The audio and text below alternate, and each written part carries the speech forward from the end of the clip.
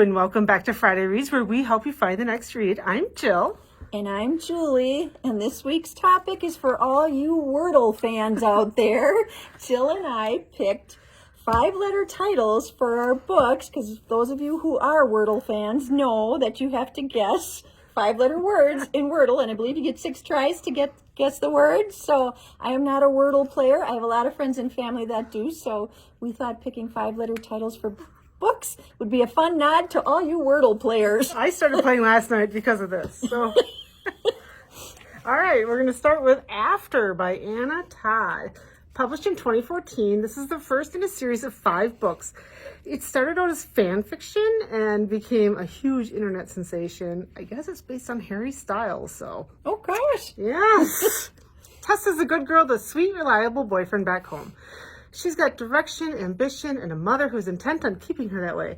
But she's barely moved into her freshman dorm when she runs into Hardin. With his tousled brown hair, cockish British accent, tattoos, lip ring, Hardin is cute and different from what she's used to.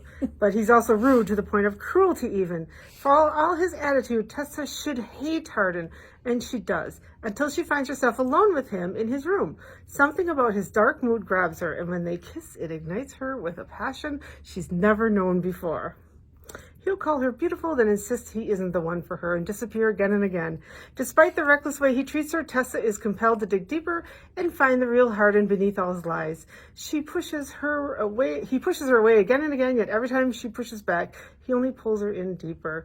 Tessa already has the perfect boyfriend, so why is she trying so hard to overcome her own hurt pride and Hardin's prejudice about nice girls like her? Unless this could be love. So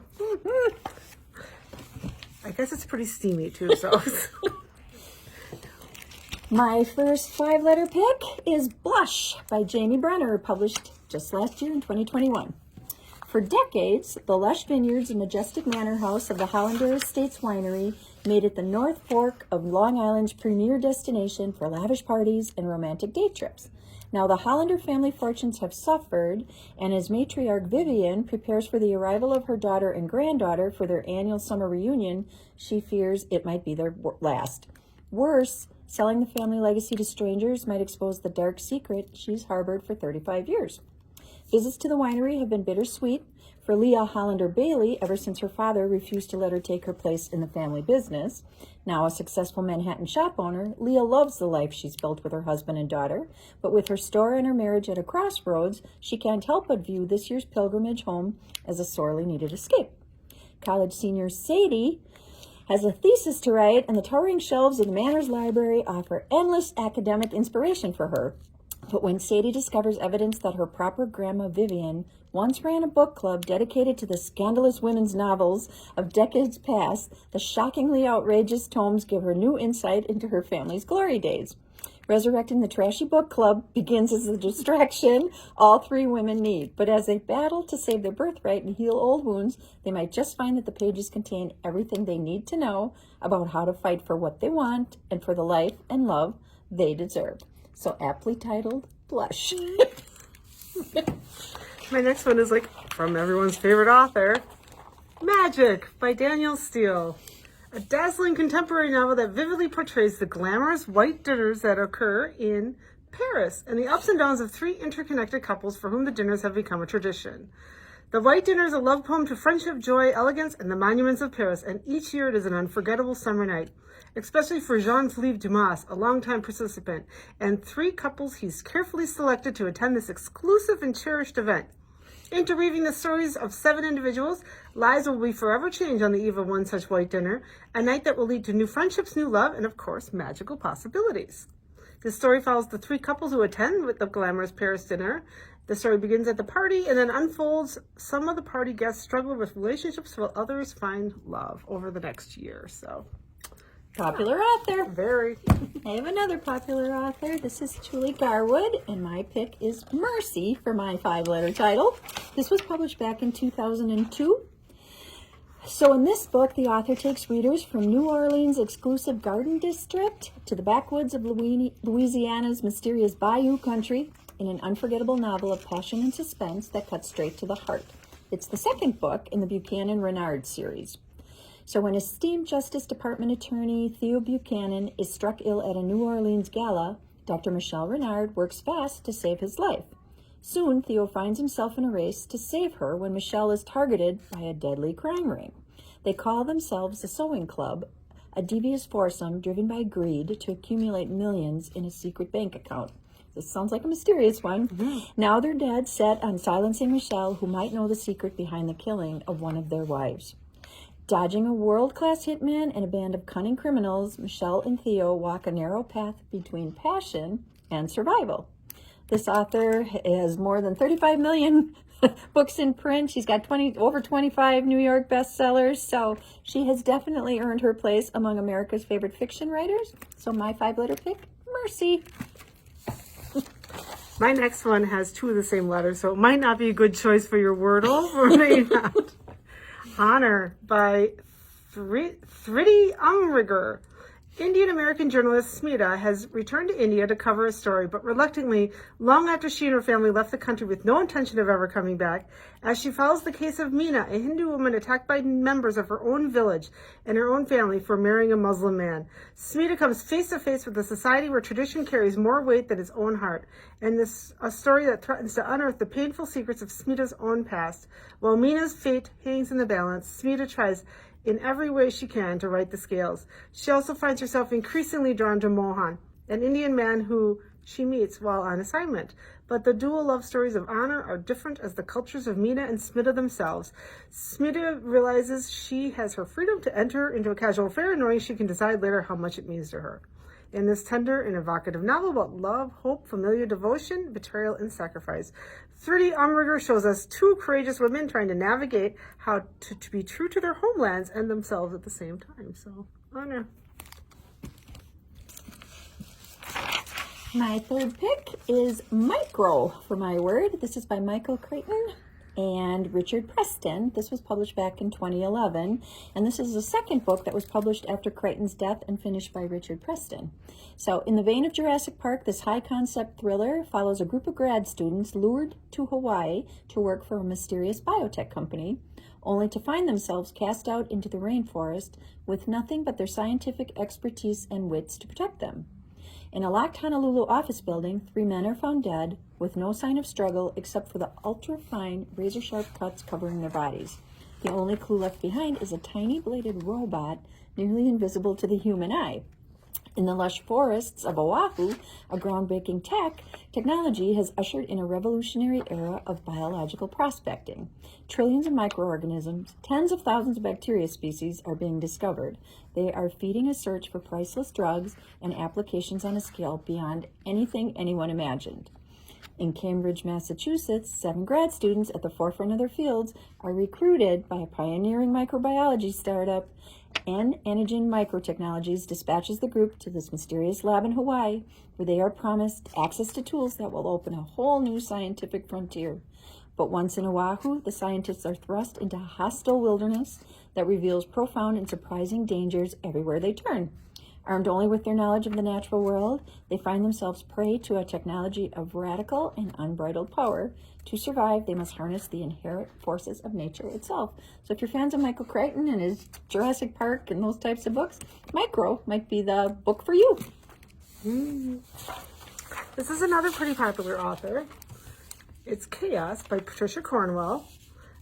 This is the Kay Scarpetta series. This is the last one she wrote in it. It was published in...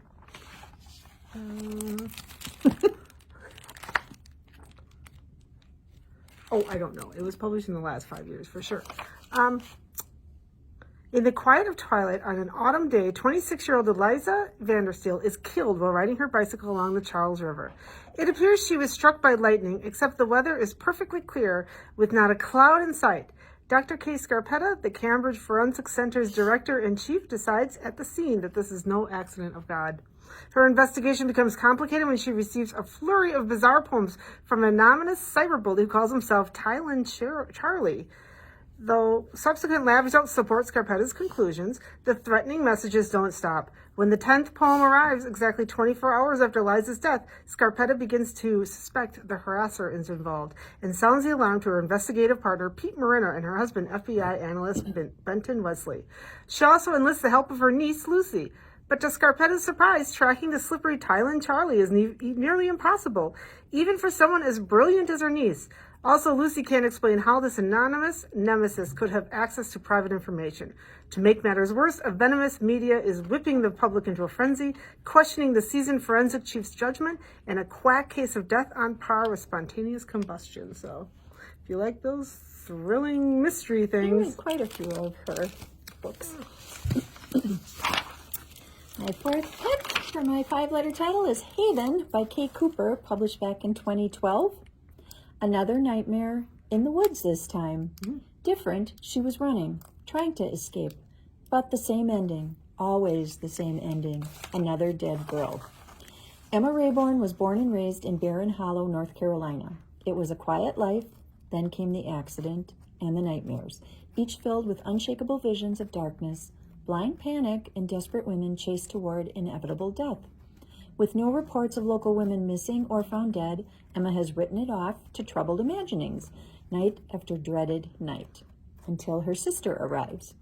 Jessie Rayburn, a psychic investigator for a firm called Haven, has been estranged from Emma for years. Unresolved issues from Jessie's past have not only kept them apart, but have been clouding Jessie's unique abilities. A return to her hometown to face a dark and violent incident from years gone by is her chance to regain them. But reconciliation with the past comes with a price. Few people in Barron Hollow are welcoming Jessie back. No one dares to breathe a word, and in this conspiracy of silence, Emma's nightmares are becoming more vivid than ever. Even with the help of Noah Bishop, head of the FBI Special Crimes Unit and co-founder of Haven, Jessie and Emma soon find themselves outnumbered by all the secrets buried in Barron Hollow, and outrunning an evil that has been festering for years, one that's targeting Jessie and Emma one last time. This one sounded spooky. Oh, yes, it does. So my last pick, 5-letter title, is Knife by Joe Nesbo. I have heard through the people at Goodreads that this is a good author if you like the girl with dragon tattoo and things like that, because it's along the same vein. So, it's a thriller by popular author about a guy named Harry Hole. Recco, the only woman Harry has ever loved, has kicked him out permanently. He's drinking again, and although he's been given a chance for a new start with the Oslo police, it's in the dreaded cold case office. What he wants to be investigating are new cases that he suspects have ties to Sven Finn, the most notorious criminal in Norway. The serial murderer and rapist Harry helped put behind bars a decade ago. Now Finn is free, and Harry is certain, unreformed, and already taking up where he left off. So, Knife. I've not read any books by that author. My last pick, again, you got double eyes in this one, but Alibi by Joseph Cannon. This was published back in 2006. He's the best-selling author of Los Alamos and The Good German. This is a tale of love, revenge, and murder set in post-war Venice. It's 1946, and Adam Miller has come to Venice to visit his widowed mother and try to forget the horrors he has witnessed as a U.S. Army war crimes investigator in Germany. But when he falls in love with Claudia, a Jewish woman scarred by her devastating experiences during World War II, he is forced to confront another side of Venice, a city still at war with itself, haunted by atrocities it would rather forget. Everyone, including his mother's suave new Venetian suitor, has been compromised by the occupation, and Adam finds himself at the center of a web of deception, intrigue, and unexpected moral dilemmas. When is murder acceptable? What are the limits of guilt? How much is someone willing to pay for a perfect alibi? Those are some of the questions raised with this book. Well, we hope we helped you find something to read and helped you with your Wordle of the day. Like, comment, share. We always like to hear from you. I know we've been happy. We're hearing from some people on our YouTube versions of this that you can get through our Kimberly Public Library website. So you can find us there. You can find us on Facebook. Like I said, always happy to hear from you guys. We want to hear what you're reading. If you have a genre suggestion for us, tell us that. We've had a few come up from patrons, so that's always fun. And until next time, thanks for watching. Bye-bye.